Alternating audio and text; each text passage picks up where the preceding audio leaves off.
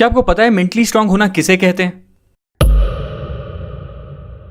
1914 में Thomas Alva Edison की factory पूरी तरह जल के बर्बाद हो गई।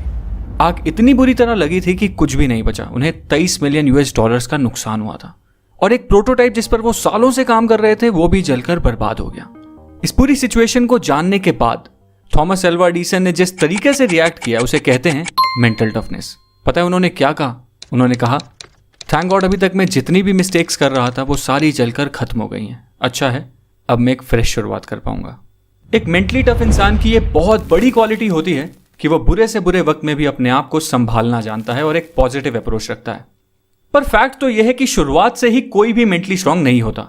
जैसे अच्छी डाइट और रेगुलर एक्सरसाइज आपको फिजिकली स्ट्रांग बना देती है, वैसे ही कुछ हैबिट्स होती हैं जो एक मेंटली वीक इंसान को भी मेंटली स्ट्रांग बना देती हैं। और आज इस वीडियो में हम मेंटली स्ट्रांग लोगों की कुछ हैबिट्स के बारे में बात करने वाले हैं। So let's start.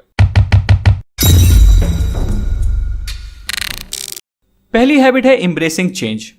ईगल इकलौता ऐसा पक्षी होता है जो 70 साल की उम्र तक जिंदा रह सकता है। पर इस उम्र तक जिंदा रहने के लिए हर ईगल को एक बहुत मुश्किल डिसीजन लेना पड़ता है, क्योंकि 40 साल तक जिंदा रहने के बाद एक ईगल के पंजे इस लायक नहीं रहते कि वो उन पंजों से कोई शिकार आसानी से कर पाए। उसके पंजे कमजोर हो जाते हैं और इतने लचीले भी नहीं रहते। और तो और उसकी तीखी और लंबी चोंच भी काफी मुड़ जाती है और उसके पंख इतने मोटे हो जाते हैं कि उड़ान भरना भी मुश्किल हो जाता है।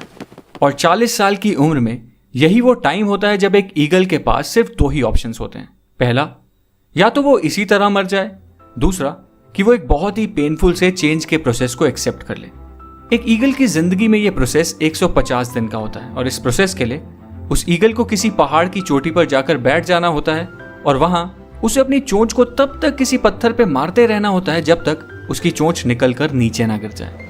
और चोंच के अलग हो जाने के बाद एक ईगल फिर नई चोंच के उगने का इंतजार करती है। जब नई चोंच उग जाती है तो उस तीखी और मजबूत चोंच से फिर वो अपने पंजे उखाड़ देती है और फिर से नए पंजों के उगने का इंतजार करती है। जब उसके नुकीले से नए पंजे वापस आ जाते हैं तो फिर वो उन पंजों से अपने पुराने से मोटे पंख भी नोच लेती है ताकि नए और हल्के पंख उग पाए। और फाइनली इन बेहद दर्द भरे 150 दिनों के बाद एक ईगल अपनी नई जिंदगी की एक नई उड़ान भरती है एंड अपनी जिंदगी के बचे हुए 30 साल जीना शुरू करती है। मतलब सर्वाइवल के लिए और जिंदगी को जीने के लिए एक दर्द भरे चेंज को एक्सेप्ट करना ही पड़ता है। और याद रखो, जब बारिश होती है ना तो सारे पक्षी बचने का कोई ना कोई ठिकाना ढूंढते हैं, पर इकलौता ईगल ऐसा पक्षी होता है जो बारिश से बचने की कोशिश करने के बजाय बादलों के ऊपर उड़ने की औकात रखता है। इसलिए एक मेंटली स्ट्रांग इंसान भी हर मुश्किल चेंज को एम्ब्रेस करता है और उसे एक्सेप्ट करके उस चेन से गुजर कर खुद को मजबूत बनाता है, चेन से घबराता नहीं है। दूसरी हैबिट है एस्टैब्लिशिंग बाउंड्रीज।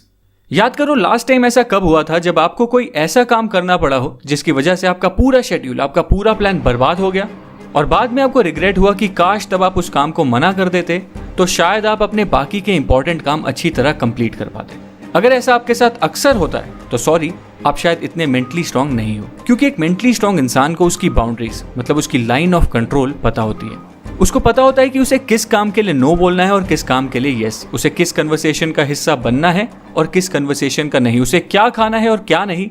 एक मेंटली स्ट्रांग इंसान को यह सब बहुत अच्छी तरह पता होता है। मतलब एक मेंटली स्ट्रांग इंसान बहुत ज्यादा सेलेक्टिव होता है। अब तीसरी हैबिट है the power of sacrifice. Human psychology को समझने वाले लोग ये अच्छी तरह जानते हैं कि sacrifice builds resilience, resilience builds strength, strength builds power and power builds purpose. इस चीज का एक परफेक्ट एग्जांपल है विराट कोहली। 2017 में मैंने एक आर्टिकल पढ़ा जिसमें लिखा था कि विराट कोहली कितने बड़े फूडी थे और उन्हें मटन रोल, बटर चिकन और छोले भटूरे जैसी डिशेस कितनी ज्यादा पसंद थी। पर आज उनकी डाइट कुछ ऐसी है कि बटर चिकन और मटन रोल तो छोड़ो, वो अपनी कॉफी में चीनी तक नहीं पीते। डिसिप्लिन और सैक्रिफाइस उनकी लाइफ का एक मेजर एलिमेंट है। एंड दोस्तों, कोई भी पर्पस बिना सैक्रिफाइस के पूरा किया ही नहीं जा सकता, चाहे वो सैक्रिफाइस बुरी एडिक्शंस का हो, जंक फूड का हो या सोशल लाइफ का। सैक्रिफाइस तो करना ही पड़ता है और मेंटली स्ट्रांग लोग ये सैक्रिफाइस करने से पीछे कभी नहीं हटते। चौथी हैबिट है एम्ब्रेसिंग फेलियर एंड मिस्टेक्स। अगर आपको लगता है कि इलॉन मस्क ऐसे आदमी हैं जो अपना हर प्लान सक्सेस को दिमाग में रखकर बनाते हैं, तो शायद आप गलत हो, क्योंकि स्पेसएक्स के प्लान्स के रिगार्डिंग उन्होंने एक इंटरव्यू दिया था और उस इंटरव्यू में उन्होंने कहा था that I want to be able to make sure that we have enough capital to survive at least 3 consecutive failures। और अगर आप इसे ध्यान से समझो तो इनका ये थॉट प्रोसेस क्लियरली एक्सप्लेन करता है कि मेंटली स्ट्रांग होने का मतलब सिर्फ ये नहीं है कि आप सक्सेस की तैयारी करते रहो, बल्कि मेंटली स्ट्रांग होने का मतलब तो यह है कि आप फेलियर्स के लिए भी उतने ही ओपन और रेडी रहो। अब 5वीं हैबिट है सेल्फ लव।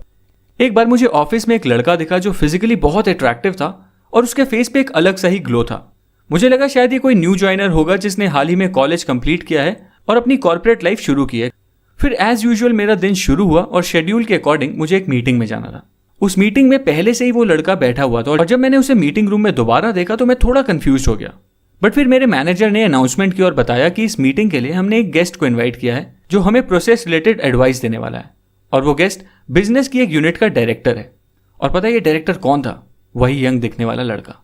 एंड उसके बाद जब मेरी उस डायरेक्टर से बात हुई तो उसने बताया कि वो बिजनेस की एक बहुत ही क्रिटिकल यूनिट हैंडल कर रहा है और उसका शेड्यूल फुल पैक्ड रहता है, पर वो जब तक अपने दिन की शुरुआत में सबसे पहले अपनी फिजिकल हेल्थ और मेंटल हेल्थ पर काम नहीं कर लेता, वो अपने दिन के बाकी काम भी शुरू ही नहीं करता। For him his day starts with a practice of self love. And दोस्तों, वैसे सेल्फ लव प्रैक्टिस करने से आपकी सेल्फ एस्टीम और ओवरऑल मेंटल हेल्थ कई गुना इंप्रूव हो जाती है। इसलिए मेंटली स्ट्रांग बनने के लिए ये भी एक बहुत इंपॉर्टेंट हैबिट है। सो दोस्तों, ये थी कुछ 5 क्वालिटीज जो मेंटली स्ट्रांग लोगों में अक्सर देखी जाती हैं, और अगर आप भी मेंटली स्ट्रांग बनना चाहते हो तो आपको भी अपने माइंडसेट को कुछ ऐसा ही बनाना पड़ेगा। अगर आपको मेरी इस वीडियो का कंटेंट पसंद आया तो इस वीडियो को लाइक करना, मेरे चैनल को सब्सक्राइब करना और बेल आइकन दबाना फ्यूचर वीडियो अपडेट्स के लिए। Thank you.